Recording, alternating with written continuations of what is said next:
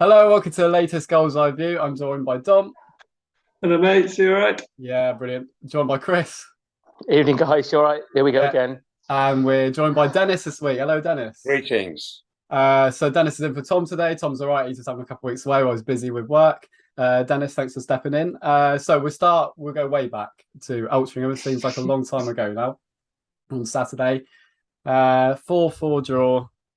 I don't know what you take from that game, to be honest. Dom, you go ahead. What's your thoughts? You said on our episode last week it was going to be a BT classic. I did. I named it that sarcastically, and it was. I'm sure you were being sarcastic. I definitely was, because I put ... at the end of it. But it ended up being a classic, didn't it? It was just a typical Torquay game in certain ways, wasn't it? Roller coaster ride, emotions. We were losing, then we were winning, and then we threw it away, and then we grabbed a point at the end. Yeah, it was a crazy game. It was a shambles. It was entertainment. It was entertainment at least, and we haven't had much of that this season. So for me, it was like we got battered. We should have been about 4 or 5-0 down at half time. Yeah, 5 or 6 at half time. Yeah, probably about that. Love it. I think Love it gets really nervous at Playmore because every time he plays away, he seems to be good. Every time I've seen him at Playmore, he's just nervous. He can't hold. He had a really bad game at the weekend. We know he can be a good keeper, but I think nerves got the better of him. And then it's just every game, Altrincham or Eastleigh, whatever. It's just how they just walk through our team is just unbelievable. Chris, defending was appalling. Yeah, go on then, Des. What was your thoughts of it? It was absolutely appalling. I mean, at half time, how we weren't 5 or 6-0 down, I don't know. And of course, they missed a penalty. Yeah, they fired over the top. I mean, who was the guy that I thought was particularly good? Dinaga. Yeah, what a player he is. Yeah, goodness me. They had a couple and this is Altrincham, you know. Yeah, it's not Chesterfield, it's not Notts County, it's Altrincham. And they lost their best player in the summer to Southend, I think, as well. No, it was just we were at how we got a point and then felt like we threw it away. Chris, what are your thoughts? It was just mad. I mean, it was just a crazy game. I mean, you had to be happy that you're taking a point because we were that bad in the first half. You kind of felt like we'd thrown it away a little bit. When you're 3-2 up with 5 minutes to go, you kind of feel like that you've thrown it away. But then when you concede 2 pretty awful goals again to go 4-3 behind, you think that's it with 10 men. But the only thing you can kind of draw from the current situation is that they're not giving up. They're going to the end of every game. No, they're still playing for Johnson. And it was a stunning goal. I mean, absolutely stunning goal. There was a view that BT had from behind the goal, and it kind of set out a couple of yards wide of the post and just curled in. It was a wonderful hit. Yeah. But it just flashes of brilliance and flashes of good moments. He can do that. Let's hope he does it every game. Yeah, play him. I was going to say that. Dylan Crowe, does he play? He should play a bit further forward, I think. Well, I think he's told not to. Yeah, the fact he can't defend is a bigger issue. Yeah, that's what I'm saying. That's why he plays further forward as a winger, and we go have a fullback behind him. When he was at Ipswich, he didn't make the first team, but he was in the squad. Of course, he was more of a wing back, but now he seems to be playing more defensively. Yeah, no, if he can shoot like that, then have a go. Yeah. Why not? It just shows. It was a spectacular goal. Amazing. That amazing. Just how he's bent it around the defender and got it in the corner. Swerved it in. Brilliant. It was unbelievable. And that moment was incredible. It was just hard. It was hard to know what to make of the whole game. Yeah, of course. It was hard to know what to make of the whole game because there's such confusion of we were terrible. Actually, we showed spirit. We scored goals. But then again, we should have won the game, or should we have lost it? It's still 2 points. It was a real for me. confused. It was Well, I think my kind of once you kind of got home and you had a cup of tea and you watched the game back a bit. That my main emotion was just kind of bloody hell. Kind of if we're going to defend like that every week, I mean, games like that, you don't get away with games like that very often, do you? You don't. And if we're going to defend like that, I mean, and the defending's the biggest problem. At the beginning of the season, you looked at the personnel and you thought, and we had a couple of, we had a decent start defensively. You thought, maybe it's going to be collectively better than maybe the some parts of that defense. But I mean, some of them, the defending in that first half was just the guys said it at half time. They said it was just the word that Kevin Davis used was just criminal. The organisation. I mean, they all go far back, don't they? But when they have a shot, the ball rebounds off. Love it. And we're still the slowest to get to the ball. So how can that be? They're just not intelligent at times. And it happened the previous week, didn't it? When the penalty was saved. Yeah.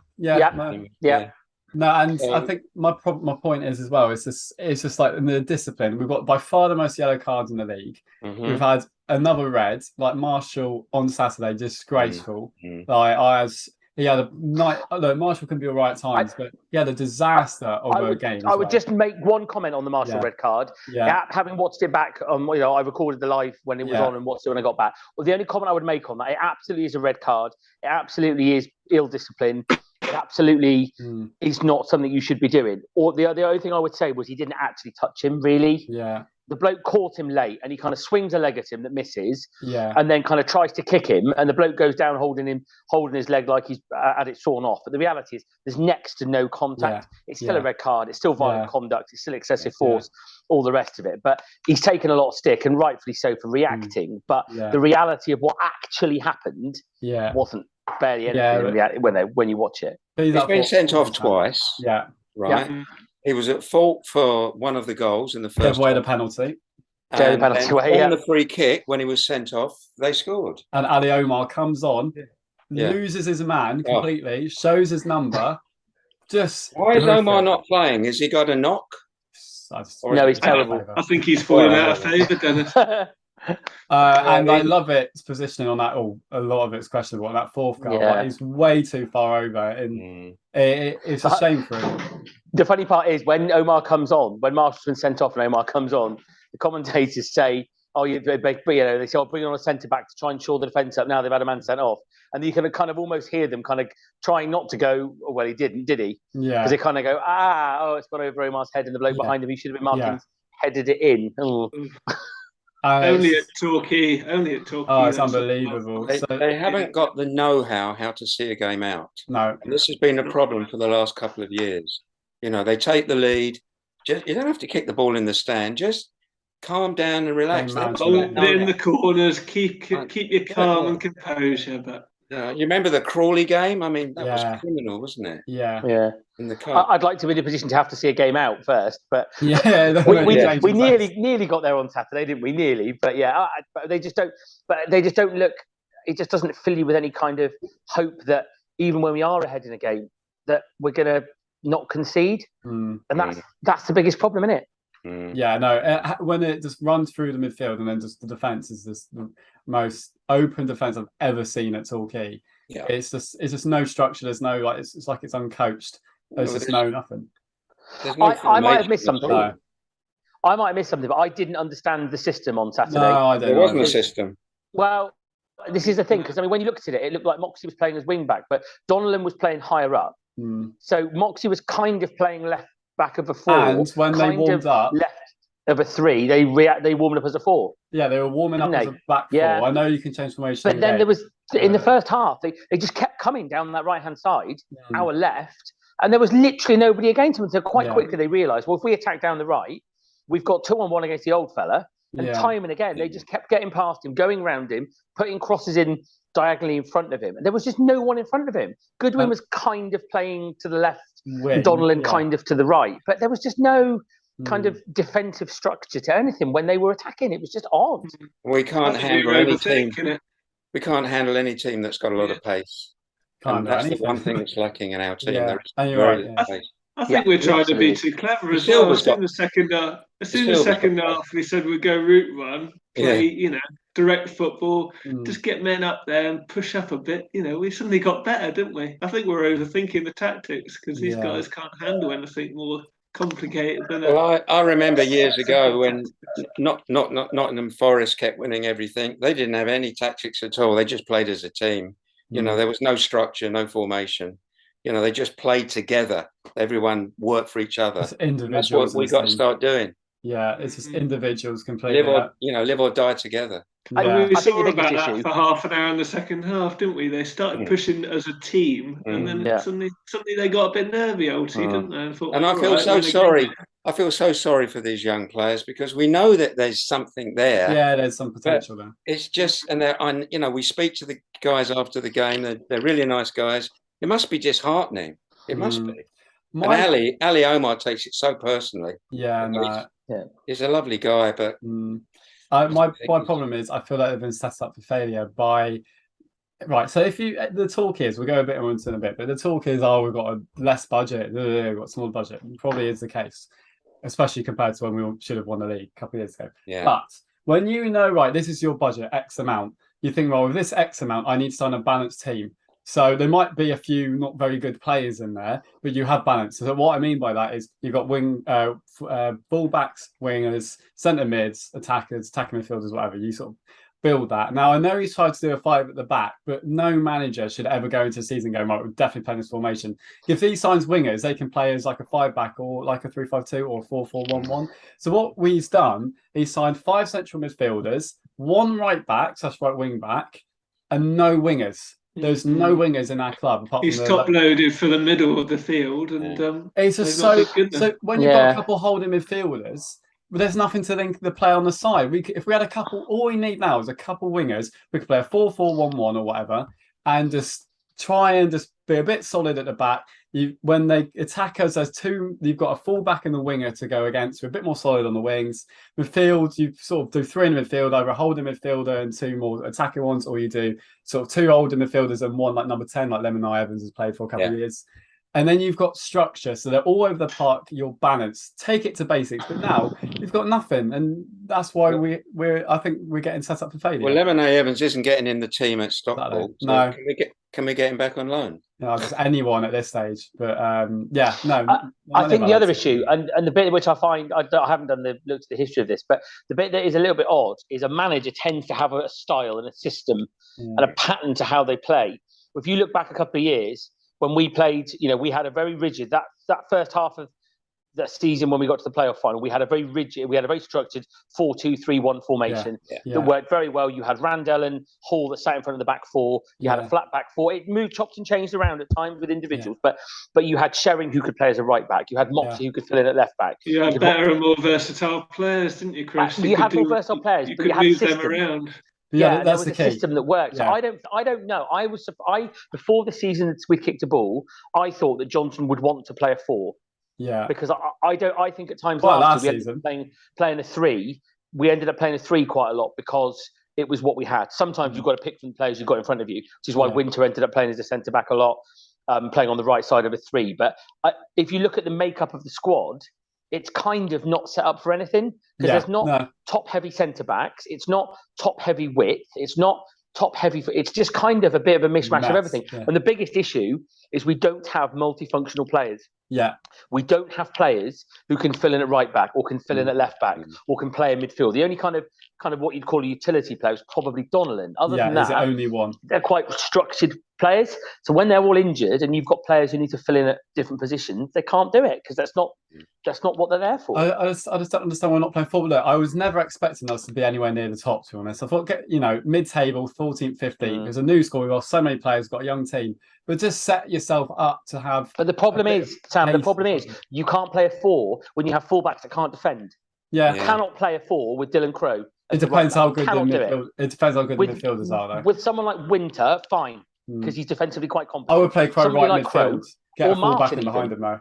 But if you play Dylan Crowe on the wing back, that's a much more difficult position than right back. So right mid, Martin and Crowe can easily play left midfield, right midfield with a fullback behind them. Even though it's not going to be ideal, it's never going to pull up trees with teams like some of these players. But if we got 2 wingers in, none defender, holding midfielder, whatever. Yeah, pacey wingers that can cross a ball. Yes, and double up when tracking back. That's all you need. Basic. The set pieces have been poor. Yeah. McGavin's corners are getting a little bit better, but no one ever seems to get on the end them. No.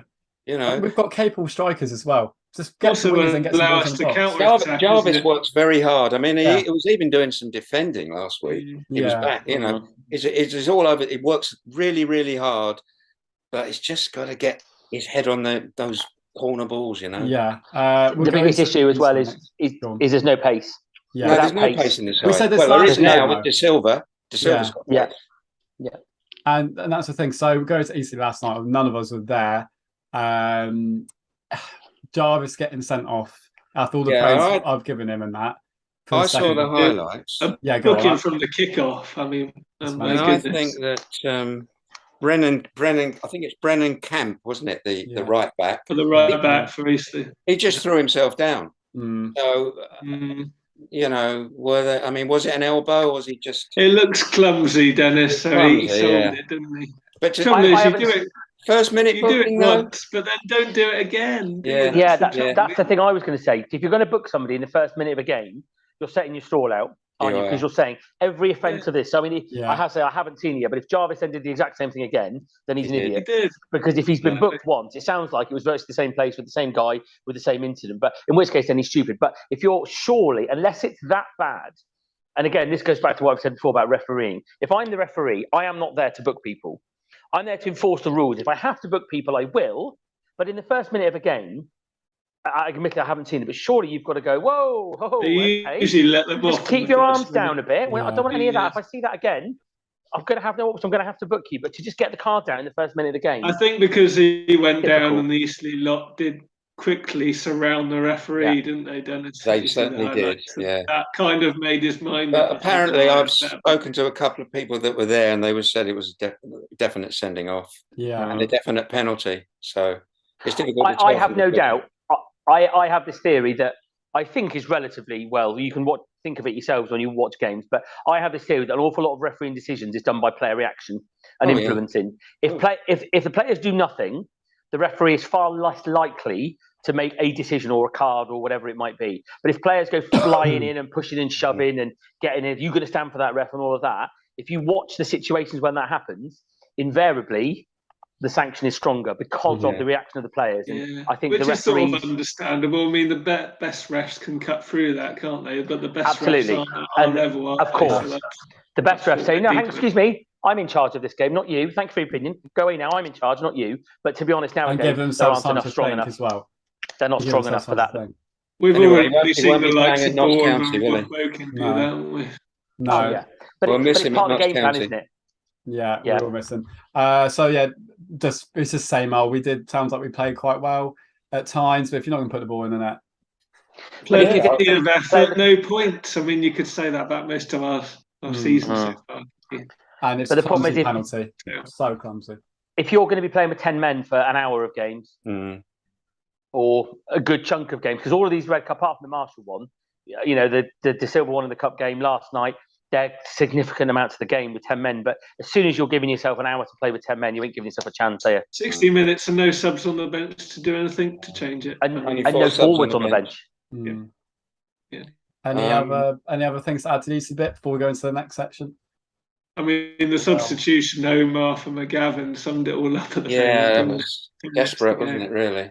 Desperate, and we didn't even send him up front. I mean, you may as well put the big guy up front and chuck some balls. He's going to score from one of these corners one day. That's going to happen. Yeah. But disappointing result. Eastleigh were very poor in the second half. That didn't sound what I gathered.